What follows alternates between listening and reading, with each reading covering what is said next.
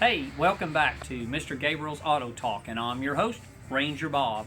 So, alright, I wanted to cover a few things with you guys. If you remember in our first video, we charged up that Nissan Altima, and of course now we know it's got a proper charge. Now, it's not as proper as doing it with a $4,500 machine, but considering it cost you about $30, $34 to charge it up, what we're going to do is we're going to find out how accurate it is. So if you remember in the other video that you guys watched earlier in the week, I was showing you on those AC gauges how when you look at static pressure, that's the pressure without the system running. We're not running the system, we're just hooking the gauges up to the system.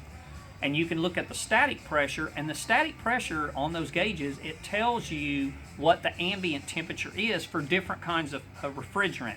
Of course, R12 refrigerant is going to be a little different than R134, which is going to be a little different than R22, but you got to compare apples to apples. We put R134 in it, so let's look at the R134 gauge and see if that's true or not. So come on, let's go find out.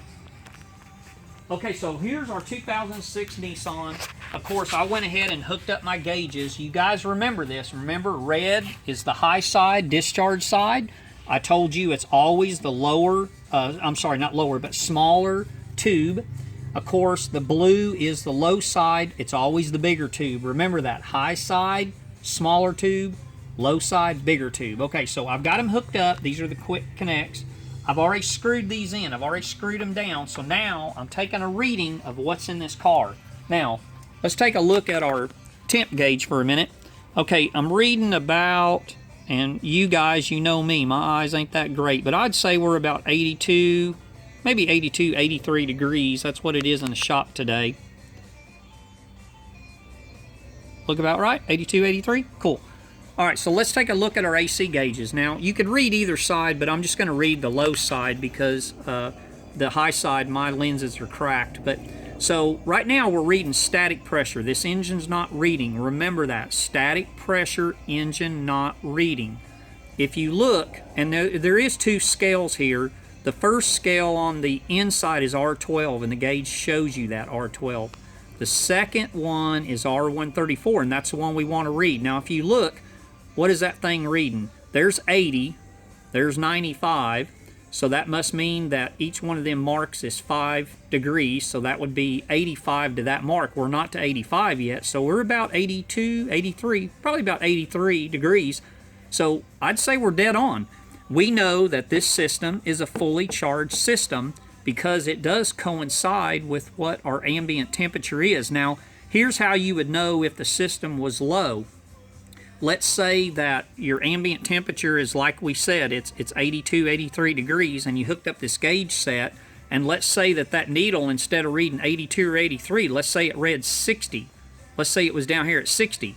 Okay, you've got static pressure. We know that there's refrigerant in the system, but is it properly charged? No, it's not, because it doesn't match your ambient temperature. Your ambient temperature is 82, 83 degrees. You're reading 60. Now, that's another way to tell if you're overcharged as well, because what if this needle right now was reading close to 95? Well, if it was reading 95 and yet your ambient temperature is 82, you probably got a overcharged system. There's too much in it. So by knowing how to read these gauges here, you can diagnose a lot with it. So we're going to talk about this a little more. I understand that a lot of you guys, you don't have these gauges, but I have to teach you what you would be doing if you were in a shop environment. So these gauges are going to be on those $4,500 AC machines as well. And that machine is not going to tell you what's wrong with the car. You've got to be able to look at them gauges and tell what's wrong with the car. A lot of people seem to think that just because you plug a scanner into a car, it automatically tells you what's wrong with it. No, it doesn't tell you what's wrong with it. It tells you what area that something is wrong in. These gauges, once you learn how to read them, they can do the same thing. They can tell you what areas to look in and to know. And trust me, in the summertime, in a shop, you're going to get hundreds and hundreds of people coming in complaining about their air conditioners because we know that in Texas, it's hot, it's humid. And what happens when somebody goes out, gets in their car at the end of the day, and their car's been sitting in the parking lot, and it's been 100 degrees outside with the windows up. Now think about what's inside your car. You got a front seat, a back seat, you got a carpet, you got a headliner, you got a dash. Every one of those is a sponge. It's just a sponge to absorb heat. So when you get in that car, it might be 100 degrees outside, but it's 160 degrees in the car because of the windows up. That's why it kills children so much when they get trapped in a car and can't get out. So when you get in the car and start it up, that air conditioner, it's not going to be instantly cold. You're going to have to drive down the road, give it time to cycle the air a little bit and cool it down. If you remember right, in one of my earlier videos, I told you that the most efficient that an air conditioner can do is about a 20-degree difference. So if we're taking in 140 degree air, if it comes out at 120 degrees, you're doing good. If we cycle it again and we can take it from 120 to 100, 100 to 80, 80 to 60, 60 to 40.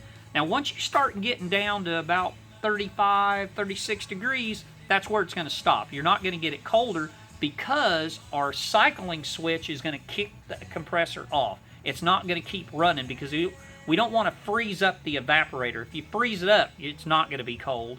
So we keep it in that range. So just remember, 20 degrees is the most efficient it's going to be. Okay, so let's take a quick look at reading these gauges and what you can see. And of course, I'm going to use my notes for a minute. I'm going to look at my notes while you're looking at the gauges.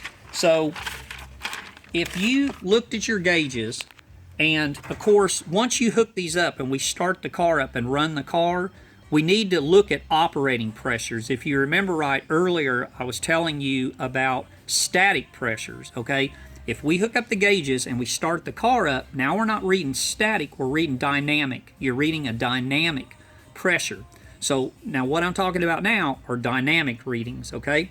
So let's say that both of these gauges are reading higher than what you would want. And let me tell you a little bit about what you're looking for. On a low pressure gauge, on a good operating system, about 30 psi is about where you want it to run. Now granted, heat, humidity plays a part in that, same way it plays a part in the high side. But let me tell you a little trick about your high side. If you take your ambient temperature, and like right now, we looked at our gauge and it was 80 degrees. Let's just say 80 to make the math simple. Okay, the ambient temperature is 80 degrees. If we take 80 degrees and we double it and it's 160, add 50 to it, and that'll give you about what you should be reading on your high side. Everybody always wants to know, well, what should my needles read? Well, that's kind of hard to say because I don't know where you're at. How hot is it? What's the humidity level? But a general idea is take your ambient temperature, double it, add 50, and you'll get pretty close to what this should read. So in our case, if I start this system up, which I can if we got time, I'll start it up and we'll run this and we'll see what it goes to. I should see 80 plus 80 is 160, plus another 50 would be what, 210? I should see about 210 on this high side. Low side, about 30 psi. That's about where you want to be. Okay, so let's just say that both of these are too high. Let's say this one's reading about 40 psi. This one's reading about 250 psi. It's way too high. That would be higher than normal. And problem with that is you could have compressor damage. You could damage the compressor because you're letting the compressor run at too much pressure. So two main causes of that is you're not getting enough air across your condenser. Remember I was telling you guys about straightening the fins out, getting rid of all the dirt and the debris that gets caked onto them. If you can't get rid of enough of that heat, it's going to cause your system to overwork. And of course the compressor is going to get hot, and of course it's going to end up cooking the oil because you're not high enough for it to kick it out. Most of these high pressure switches will kick the system out at like 400 psi. It's just keeping you from blowing a line. But it doesn't mean that that system's not going to operate at 250, 300 psi. It might operate at that. So that's one way to do it. The other thing is if you have an overcharged system. If you put too much Freon refrigerant in the system, you're going to see that same thing. This low side is going to be too high, and the high side is going to be too high. So that's what you might read. Now let's just say that you hook up your gauges, and let's say that the low side is high. It's reading higher than 30 psi. Let's say it's up around 45 or 50 psi. And remember, this is with the engine running and the AC kicked on. And let's say that this side is low. Your discharge side is reading a low pressure, like say 100 psi. Of course, we know 100 is low because if it's 80 degrees, 80 plus 80 is 160, plus 50 is 210. Oh yeah, you're way lower at 100 psi than you are at the 210 you should be at. So in a case like that, you probably got a weak air compressor. The air conditioning compressor is so weak that you can't pump enough refrigerant to make this side go high and this side go low. So that would be an indication that you need an AC compressor. And chances are you're going to need more than just that. Now, let's just say that this side actually looks pretty good. Let's say you're at 25 psi. You're actually lower than what you should be, right? We're wanting about 30. Let's say you're at 25. Okay, on this side, let's say this side's going pretty high. Now, we know that today, 210 would probably be normal because we got an 80 degree day. But let's just say that today, let's say this thing is bouncing 250, 260, somewhere in that range. That's too high, or even higher. Could be as much as 300 psi. So this side's going real low. This side's going real high. What would cause that? A restriction in the system. Remember how when you use spray paint, you push that nozzle down and it gets cold? Okay, if we cause more of a restriction in the system than what it was designed for, this is going to go higher than it was designed to go. This is going to go lower.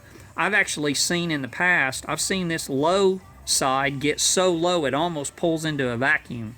Now granted, those were older systems that didn't have a low pressure cutoff. Nowadays, we put low pressure switches that will kick that compressor off if you get down to about 20 psi. You get that low, it's going to kick it off because the system is trying to keep you from damaging the air compressor.